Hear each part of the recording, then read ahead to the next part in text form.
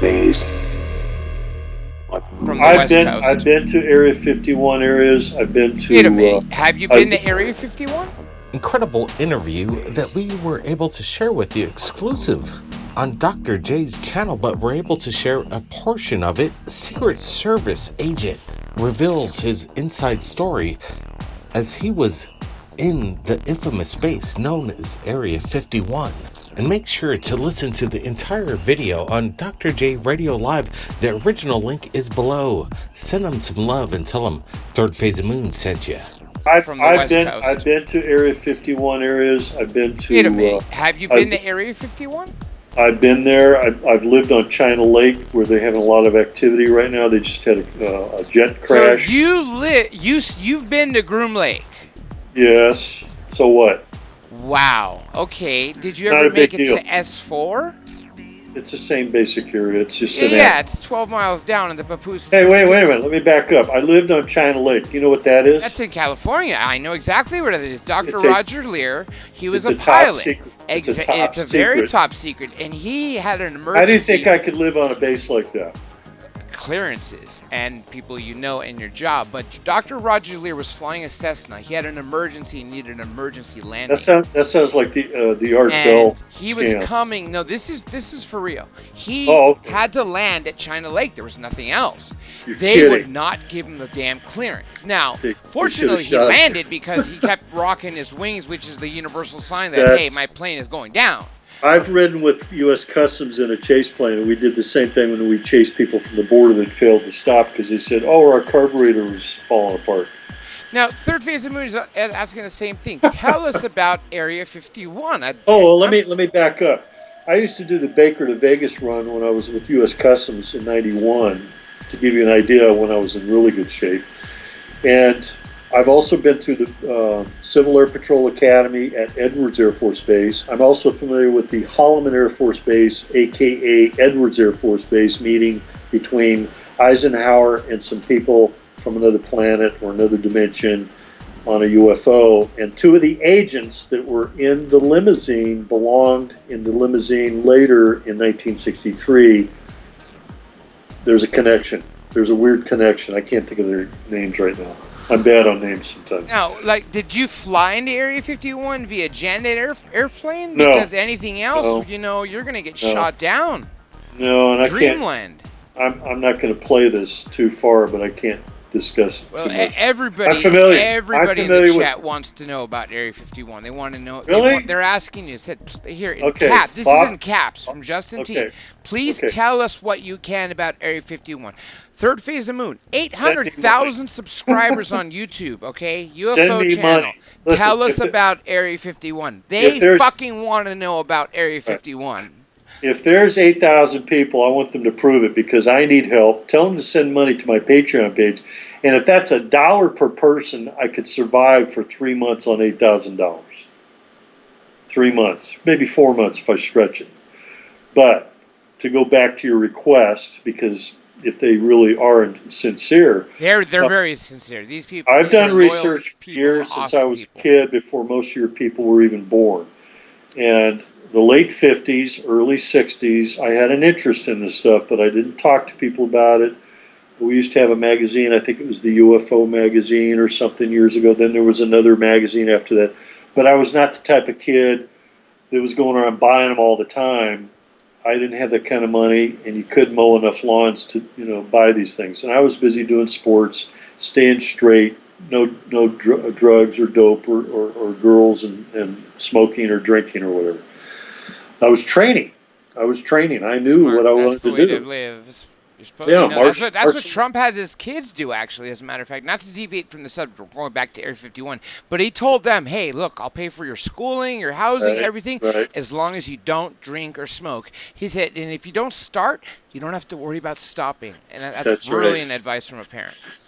I wish he could give me some money to support me on stuff I've done, but he doesn't get it yet. But that's another separate discussion. But I would like to direct people in another way by saying this, and I know Bob Lazar has a book that just came out, or a movie on Netflix. It's called Bob Lazar, Area 51 and Flying Saucers.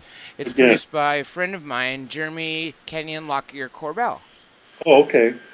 Little plug for Bob Lazar. That's good. Now remember, when I look at people and I'm interviewing them, I'm looking at their eyes. I'm doing a special behavioral analysis technique, and I've got it down so much it's second nature to me. So I do it intentionally. I will look into their eyes. There's no deception in any regards that I've ever seen with Bob Lazar.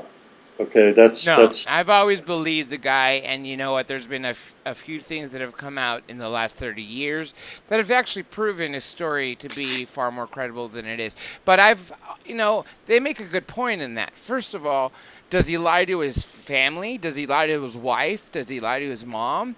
And also, he says, if if I made this up, don't you think I would have come up with a better lie?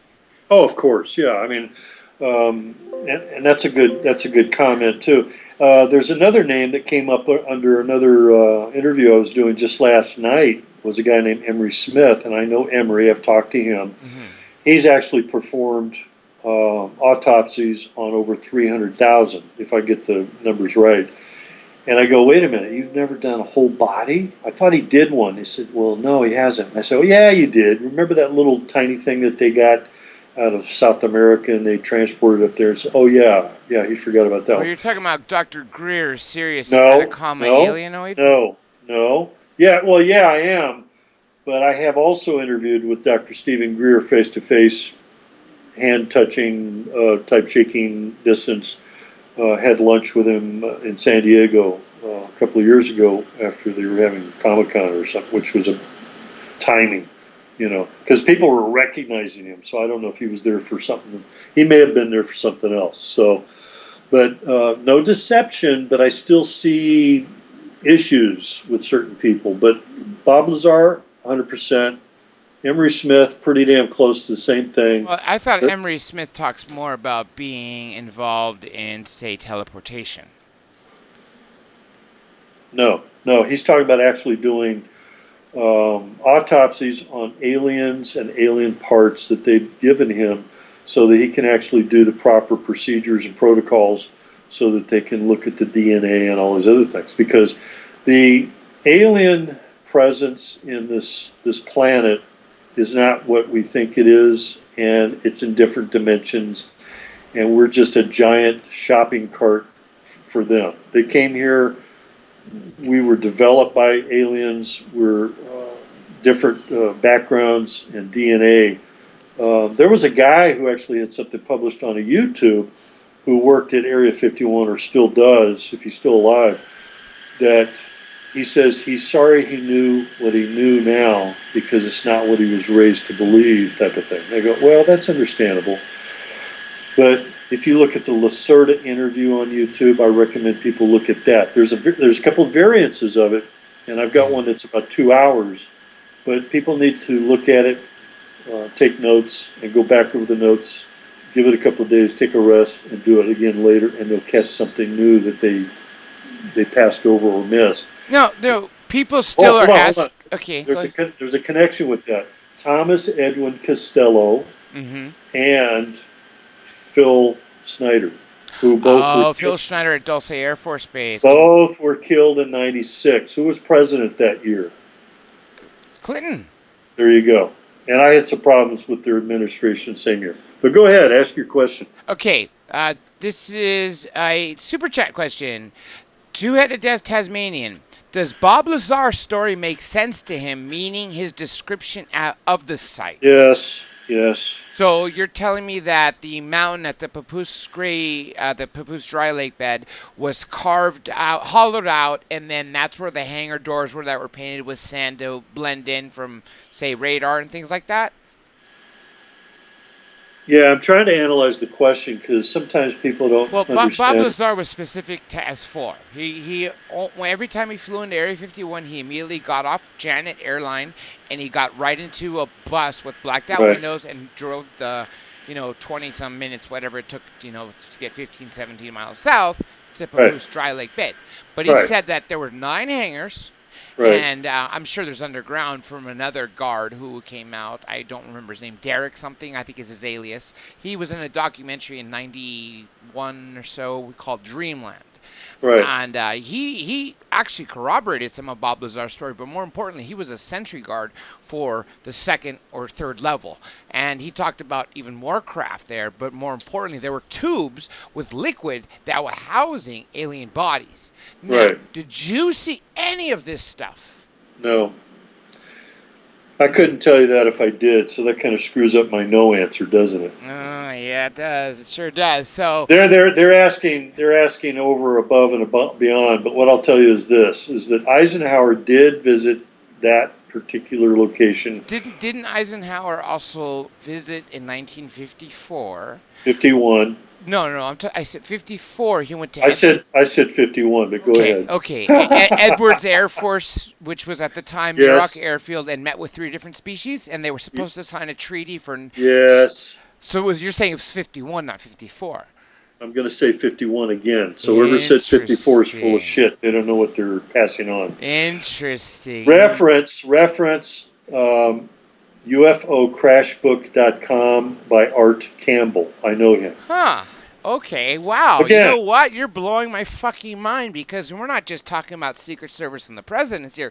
We're going full blown into what's going on with UFOs. Well, test this me. This is great, because people love this shit. Because and so do I don't want to pass over the part about Bob Lazar getting on the same aircraft that the windows were blacked out before he landed. I don't like flying on planes and having windows blacked out at all. Tell us about that.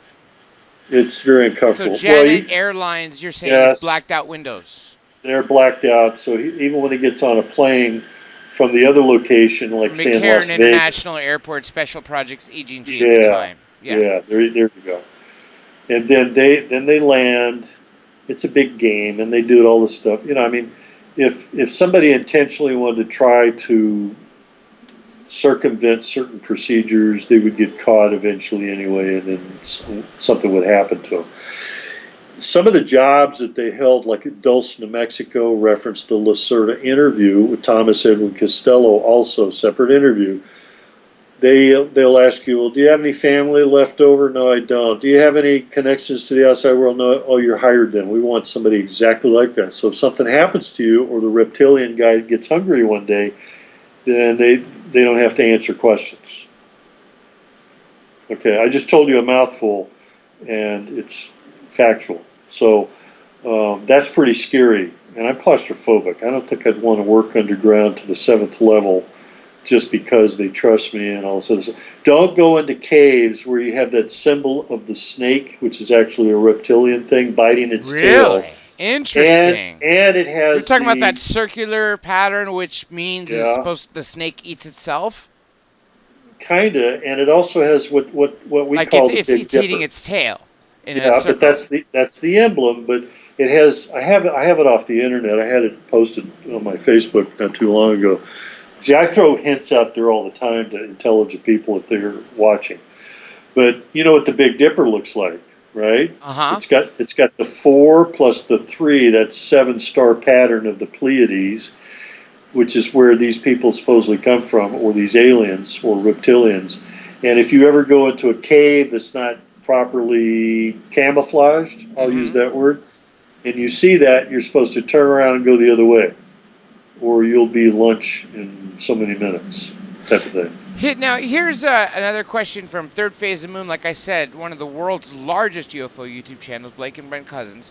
Can the agent confirm how many countries are involved with Area 51? Also, how many stories below ground does Area 51 go?